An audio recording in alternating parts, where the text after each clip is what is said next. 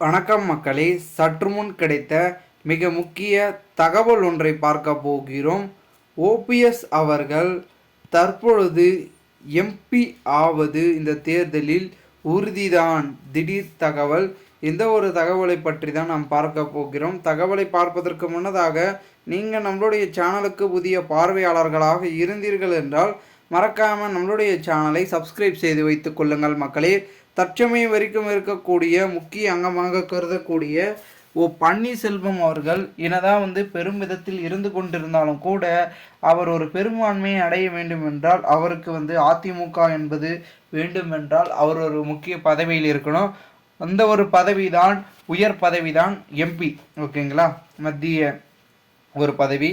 அதில் நம்ம போயிட்டால் நம்ம அதிமுகவை ஈஸியாக அடைந்து விடலாம், நெருங்கி விடலாம் என்பதற்காக தீவிரமாக செயல்பட்டு கொண்டிருக்கிறாராம் அண்ணன் பன்னீர்செல்வம் அவர்கள். அதற்கான விஷயங்களையும் தொடர்ந்து செய்து கொண்டிருப்பதாகவும் தகவல்கள் என்பது ஒரு பக்கம் வெளியாகி கொண்டிருக்கும் இந்த ஒரு சூழ்நிலையில் அதிமுகவை கட்டி எழுப்பி கொண்டிருக்கும் பெரும்பாலான முக்கிய புள்ளிகள் அனைவருமே தற்பொழுது மிகுந்த ஒரு எதிர்பார்ப்பில் இருந்து கொண்டிருக்கிறார்கள் என்று கூறப்படுகிறது. ஏனென்றால் என்னதான் பன்னீர்செல்வம் அவர்கள் ராமநாதபுரம் தொகுதியில் எல்லா வாக்குகளையும் எடுத்துட்டோம் அப்படி இப்படின்னு பார்த்தீங்கன்னா ஒரு உறுதியில் இருந்தாலும் அப்போ மற்ற கட்சிகள்லாம் வாக்கே போடையா அப்படின்ற ஒரு கேள்விகளையும் எடப்பாடி தரப்பினர்கள் கேட்டுக்கொண்டிருக்கிறார்களாம்.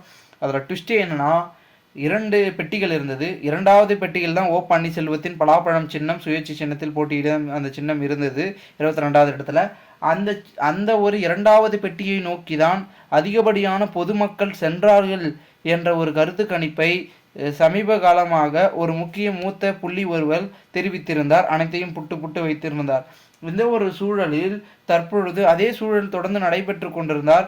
அனைத்திந்திய அண்ணா திராவிட முன்னேற்ற கழகம் தற்பொழுது அந்த ஒரு இடத்தில் வெற்றியை பெறுவதை விட ஓபிஎஸ் பெரும்பாலான வெற்றியை படிப்பார். அமோக வெற்றியும் மாபெரும் வெற்றியும் மிகப்பெரிய ஒரு வெற்றியும் அங்கு அடைவார் அப்படின்றது சொல்லப்படுகிறது.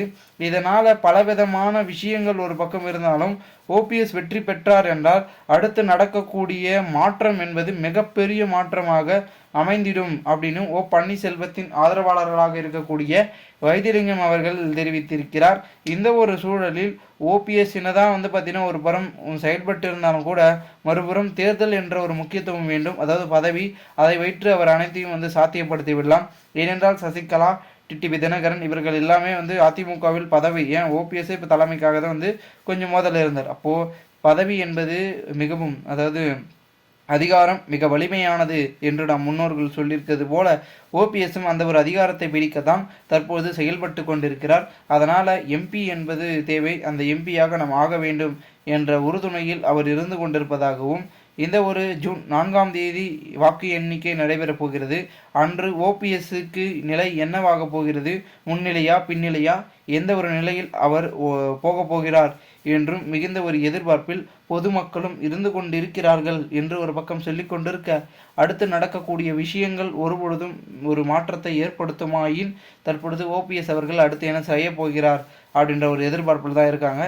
பொறுத்திருந்து பார்க்கலாம் என்ன நடக்கிறது, என்ன மாதிரியான விஷயங்கள் என்பதனை.